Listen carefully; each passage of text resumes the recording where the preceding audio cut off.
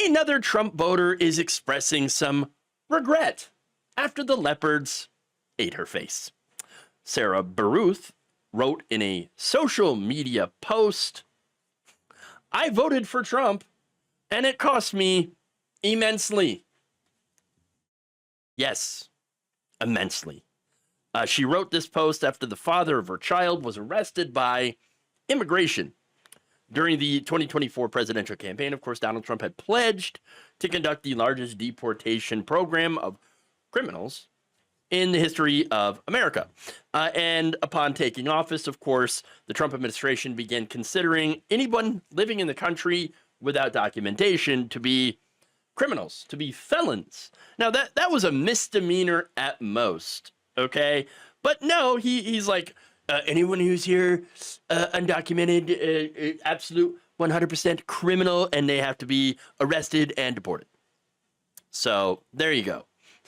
Look, they have revoked, by the way, the administration temporary legal status for hundreds of thousands of migrants in order to deport them. So literally taking away people's legal right to be here after they went through the right way, the so-called correct way, okay, and said, we don't care about that.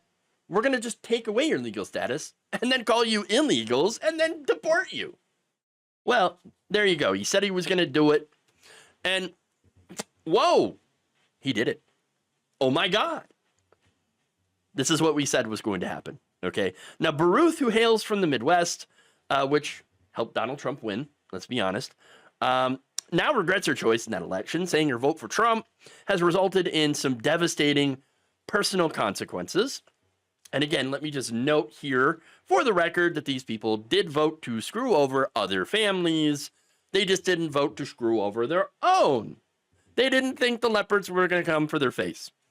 Now, in her post, getting back to that, she recounted her love story that began in high school, which blossomed into a family, but was now unraveling because of what she describes as a rigid, unforgiving nature of immigration enforcement.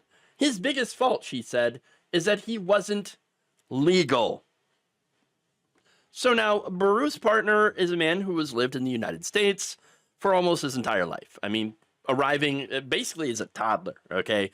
Not committing any crimes, and making an effort to secure legal status. She said he made trips to Washington, D.C., hired immigration lawyers, and did everything the so-called right way. All to, of course, no avail, because Trump has removed a lot of the legal pathways to becoming a citizen. Okay? And again, the right way has been made extremely difficult on purpose by those who want to protect white supremacy. Okay, that's it. And not only that, but as long as our immigration system continues to be broken, Republicans will continue to use it to win elections like in 2024. Remember, it is important to note that Trump told Republicans to block a very restrictive, draconian immigration bill that the Democrats had been pushing. That's right. The Democrats went super right-wing on immigration, okay, and said, well, we're going to limit the number of asylum seekers, okay? And so Republicans, you better sign that bill. Trump said, no, you don't. No, you're not going to sign it. No, you're not going to pass that bill, okay? And so Biden put out an executive order on that. And the reason Trump tried to stop that from happening, to stop Congress from passing it, is so that he could run on immigration. Okay?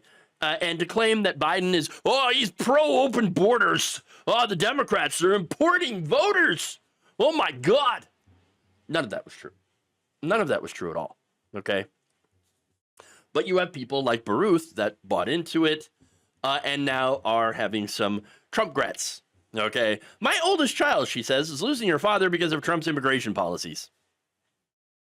Yes, apparently there's nothing more pro-family to Republicans than ripping families apart. during Trump's first term. Remember, he separated families at the border. So, of course they have no problems with ripping families apart, with destroying them. That's what they do. They destroy families. Republican policies destroy lives. Period. Now, she added, do I feel like I made a mistake? Possibly. Ask me again when I'm not so emotional. Look, for one, she has a right to be emotional. Her family's getting ripped apart. Okay? But how hard is it for her to admit that, hey, man, I messed up big time. Oh, boy, did I F up. Oh, wow. Still couldn't do it. There's that MAGA pride that's happening right there, okay?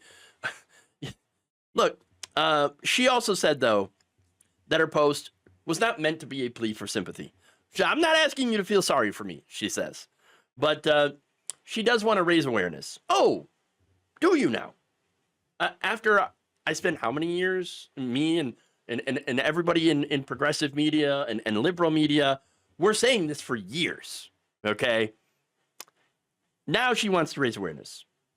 Here's what she said, quote, I didn't post this for sympathy, but y'all need to know it's not just bad people with a criminal record being deported.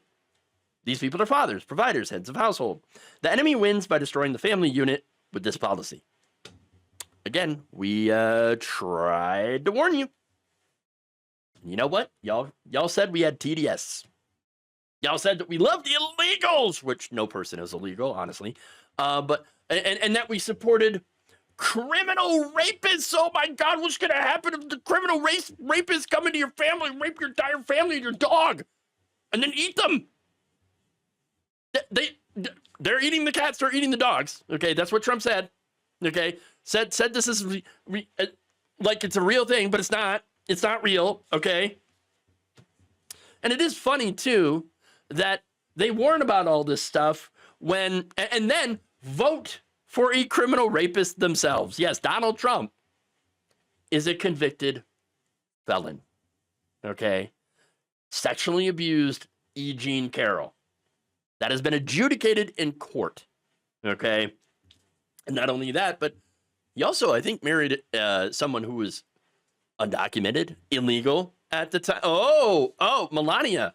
Didn't really know if she had her immigration papers. Okay, they had that all set up. But she added, getting back to Baroos, he was many things, but at the top of the list, he was a superb father. That man would go to the ends of the earth to look for the last pencil if that's what I told him our daughter needed. Well, thanks to your vote, can't do that anymore. No. I'm pretty sure he's not happy with it. Okay? And that's on you. That's on you for doing it. You did this to him. Okay? As Jen Garrison Stuber, an advocacy chair at a homeschool organization, of all places, here's what she said. I'm sorry about your husband. He didn't deserve this. We didn't deserve this. But you and millions of others voted for this. Trump said he was going to do this, and we tried to tell you to listen to him, and we pleaded with you on behalf of us all. Strong statement from someone who, again, unexpected places, I guess. But look, once again, I got these people fell for the propaganda, okay? And they voted to hurt other families, thinking that theirs would be safe. But they're not. I don't blame anyone for not having sympathy for her and others like her, okay? That is not the important thing here, okay?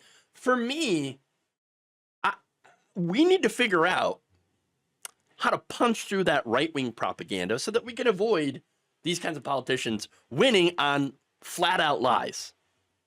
I don't really enjoy seeing families get ripped apart, okay? I don't take any pleasure in saying we told you so. And as someone in the chat points out, that 92% of black women tried to tell everybody. And, you know, maybe you ought to listen to the black women because they're onto something, okay? they're onto something. They've been onto something for quite some time. You should listen to black women. But nobody does. Nobody does. Again, I don't take any pleasure in saying this, okay? This is a heartbreaking situation that could have and should have been avoided because it was easily avoidable. And as a media person, I kind of feel like it's my fault. I mean, for the people who tried to tell the truth day in and day out, I feel like what I do here had absolutely no impact at all. You know? I mean, what did I do? What did we do wrong? What did I do wrong? How can I better inform people to cut through the BS? And those are the questions here that I'm left asking myself. And I still do not know the answer, how to beat the propaganda, how to actually reach the people that we need to reach in order to avoid this, you know, because messaging here is really important. The right wing got through to people, millions of people, with their messages. How do we do the same? How do we have that same reach? And those are the questions as far as, and it's not just me, obviously, it's the media. It's the media.